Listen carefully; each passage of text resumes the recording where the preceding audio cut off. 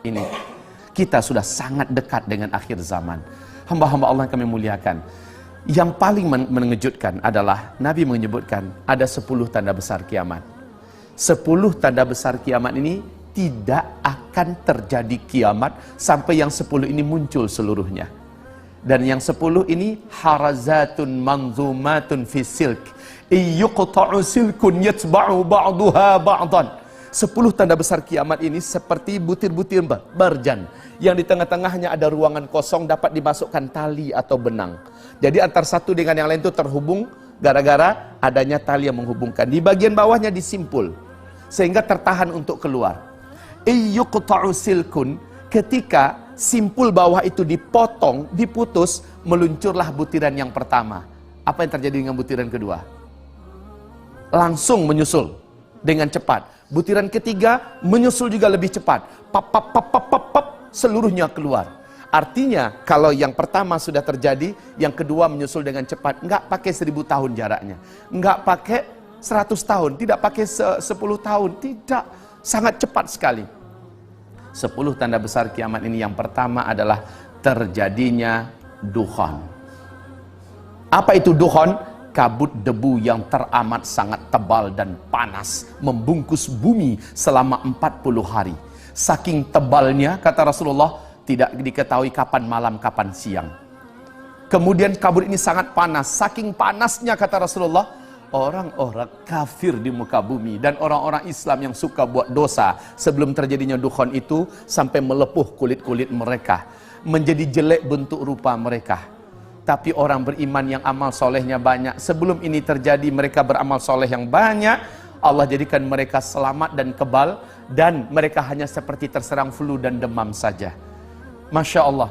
Setelah dukhan selesai, bumi kembali terang, matahari kembali nampak. Apa yang terjadi? Petaka besar. Pertama, seluruh teknologi di muka bumi sudah terhenti. Tidak ada listrik, tidak ada sinyal, internet, handphone sudah hilang seluruhnya.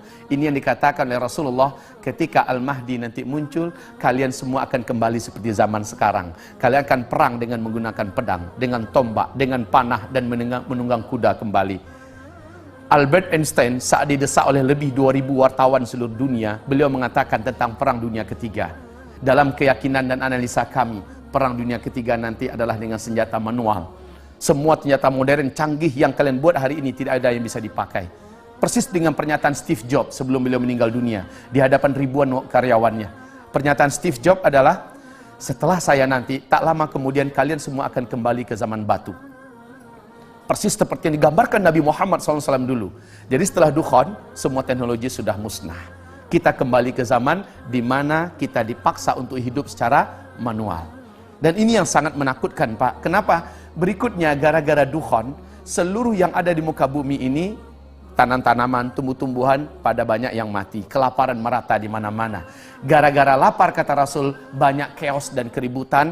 Kekacauan demi kekacauan, memperebutkan makanan sampai membunuh tetangga pun terjadi. Dan ini akibat daripada sulitnya dan langkanya makanan. Iklim udara menjadi sangat panas. Setelah itu manusia mulai putus asa hidup. Sampai-sampai orang yang paling kuat imannya, kata Nabi, kalau lewat dekat kuburan dia berkata, alangkah enaknya orang yang dalam kuburan itu kalaulah saya bisa ditinggal di dalam seperti mereka.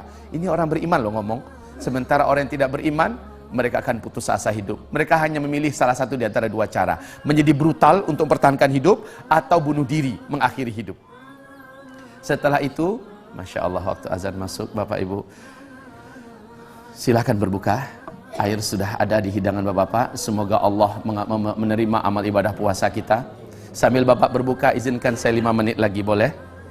Silakan Bapak berbuka. Semoga Allah terima amal ibadah puasanya. Saya lanjutkan sedikit, Bapak Ibu. Kemudian kata Nabi, setelah itu keluarlah Dajjal. Tidak seorang Nabi pun dan Rasul pun yang ada di muka bumi ini, terima kasih, melainkan memperingatkan umatnya masing-masing tentang Dajjal. Dajjal ini memiliki kemampuan yang menyebabkan seluruh dukun dan dunia sujud kepadanya. Dajjal ini mampu menurunkan hujan dari langit, menghidupkan semua orang yang ada di dalam kuburan. Padahal seluruh mereka yang hidup itu adalah dari bangsa jin dan setan yang menjelma dari orang-orang yang dulu pernah hidup.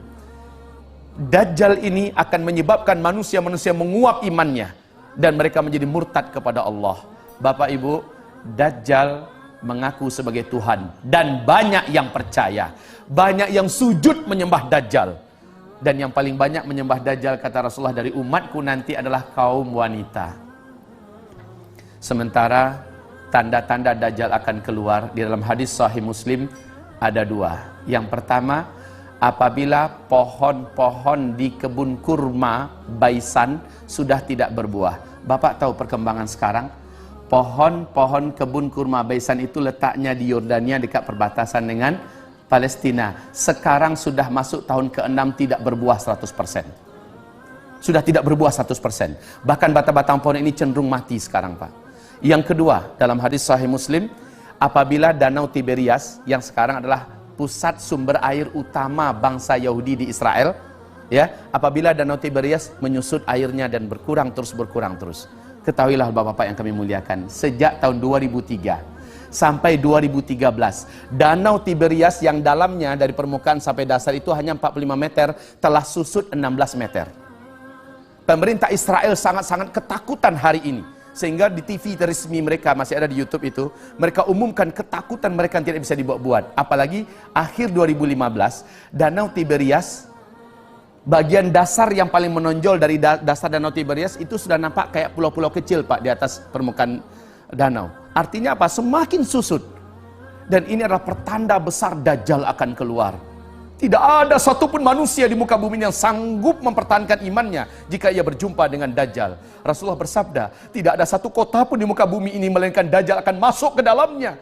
Hanya Mekah dan Madinah yang Dajjal tak mampu masuk. Baik fisiknya ataupun kesaktian kemampuannya tidak bisa menembus Mekah, Madinah. Kita yang ada di Jakarta, kita yang ada di Indonesia, tidak lama lagi akan menyaksikan banyak para ulama yang menangis dan berkata, hadza zamanu khurujid Dajjal. Inilah zaman di mana Dajjal itu akan keluar. Inilah zaman di mana Dajjal itu akan keluar. Ya Allah, kalaulah kita tidak jaga diri kita dan iman kita benar-benar, kalaulah tidak jaga keluarga kita, pasti kita akan termasuk orang yang tidak mampu selamat. Pasti kita termasuk orang yang akan menjadi penyembah Dajjal. Na'udzubillah. Saya sampaikan ini kepada Bapak dan Ibu dengan sangat super cepat, Bapak Ibu yang kami muliakan. Saya sampaikan ini bukan untuk membuat Bapak jadi apatis menghadapi hidup ke depan, tidak. Saya sampaikan ini malah buat semangat hidup. Seperti sahabat-sahabat Nabi ketika diuraikan tentang akhir zaman, mereka mengatakan ini akan terjadi di zaman kami. Lalu dampak yang terjadi apa? Mereka bersemangat memanfaatkan umur yang ada untuk mencari bagaimana timbangan amal mereka menjadi berat di sisi Allah. Mereka bekerja dengan amanah. Mereka betul-betul maksimal menggunakan waktu mereka menjadi manusia-manusia yang paling terbaik. Bila datang panggilan azan, mereka tidak mau lagi menunda waktu untuk melaksanakan sholat. Sujud di hadapan Allah, menangis lama-lama. Mereka maksimal berjuang. Bapak Ibu, Bapak-bapak adalah pejuang yang luar biasa, penyelamat dan pembela negeri, tetapi Bapak adalah calon-calon mayat. Persis seperti orang-orang terdahulu, mereka telah berbungkus kain kapan dan telah dilarikan ke dalam tanah, kembali ke asalnya. Lalu apa yang kita punya? Pangkat jabatan kita tidak berguna. Saat itu yang berguna adalah iman yang kita miliki, amal yang kita sudah buat. Hanya itu. Ini akhir zaman. Tidak pun karena akhir zaman kita juga akan di stop oleh Allah dari kehidupan ini. Dan ini adalah sunnatullah. Wahai hamba Allah, ini Ramadan. Anggaplah ini Ramadan terakhir kita. Boleh jadi kita ke depan sudah ada di alam yang lain, ya kan? Kita tidak tahu rahasia apa yang akan Allah sembunyikan untuk diri kita. Yang pasti masa depan sudah semakin gelap. Tetapi kita masih hidup sekarang. Selagi masih hidup, maksimallah berbuat. Jadilah manusia-manusia terbaik yang akhirnya dapat dibanggakan di bumi, dapat dibanggakan di langit, di dunia bahagia, di akhirat di dalam surga. Amin ya rabbal alamin.